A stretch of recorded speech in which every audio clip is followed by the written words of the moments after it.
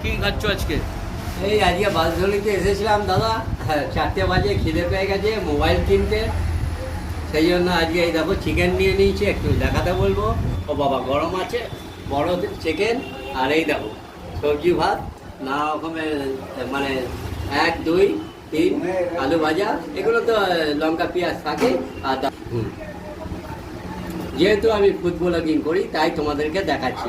এই দেখো নানা রকমের আলু ভাজা দেখতে পাচ্ছ, আর একটা আলু ভাতে, আর একটা সবজি দিয়ে দিয়েছে। ও এই দেখো সবজি আর পাঁপড় ভাজা, ডাল তো থাকে, লঙ্কা পেঁয়াজ এগুলো তো থাকে।